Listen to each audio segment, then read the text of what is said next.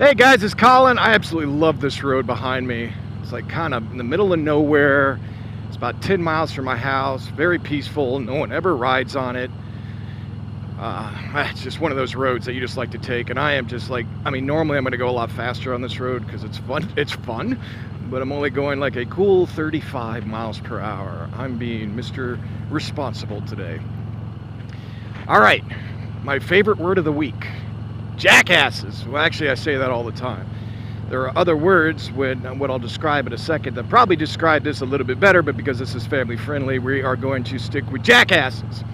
All right, this is what I call people that like to judge you because of what you ride or what you stand for. They already make assumptions of you because you ride a Harley. So let's talk about that today. Opinions on the internet are like a certain type of ass. Flat and not full of substance. And that's how I liken some of these people I call jackasses. They make judgments on you just based off what you ride.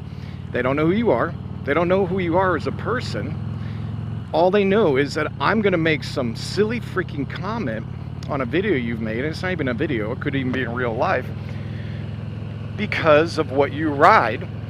And they lump you into a group of saying Harley riders, and I just totally do not dig that at all. What we have people that are very closed-minded and they don't understand different points of views. So what they do is they either hide in anonymity or they'll tell you right to your face. Some people don't, but most people do. They'll hide behind a keyboard and they'll spout out something about you and not even know anything about you. So I've done a couple videos now. I haven't done one in a while, but like I've done ones on Harley specific, like rides, about a Street Glide Special first ride. I've done some on stage kits, and I still get comments that pop in. Harley sucks. Why do you waste your money on that? It's not just Harley. It happens on other vehicles too, but it happens predominantly with Harley Davidsons, in my opinion, where you'll get people that just start making judgments about you and putting you down as a person, that you're basically, I'm paraphrasing here, you're a loser because you ride that V-twin. And they judge you who you are and they lump you. Even now, someone lumps you in with all the times that are going in today, because not everybody, and I'm not trying to start a debate here, but the majority of Harley riders, and you can correct me if I'm wrong on this, majority, not all, are more conservative leaning. So what do you think happens that you get some whack jobs out there that are left leaning and extremists? I'm not saying everybody, most people are pretty cool.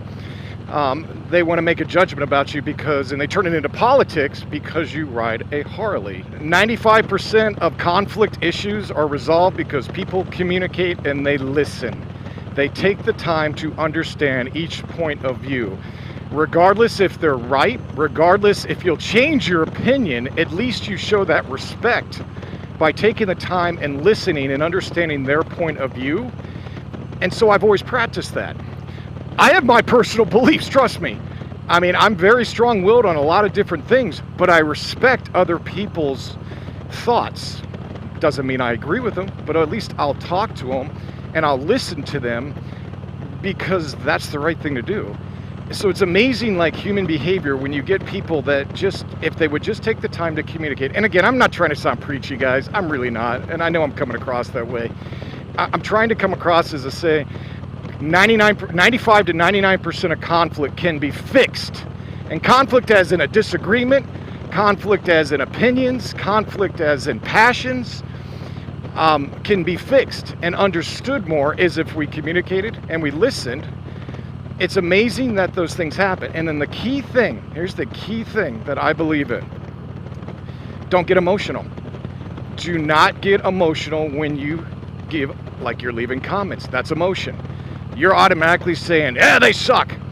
If you think about that, you're going to get a lot more things done if you have a pragmatic approach when you're talking to people and listen.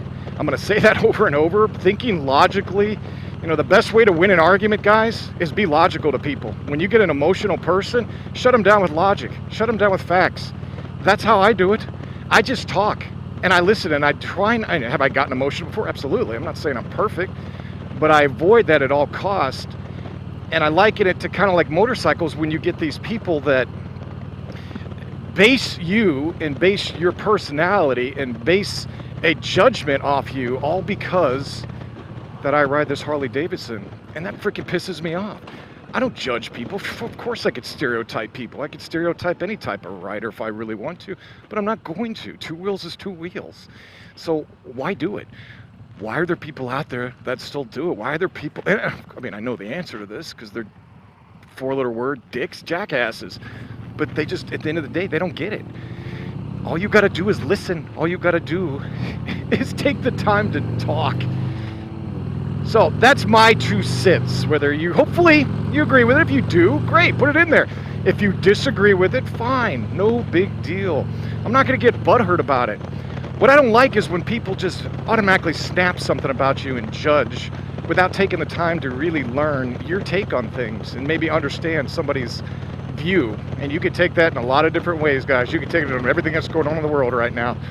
And I guarantee if people were to communicate more and listen and understand and not get emotional and be pragmatic, you'd be amazed at what are the things we could accomplish. All right, guys.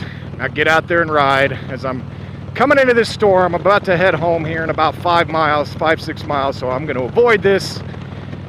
Be well, and I'll talk to you soon.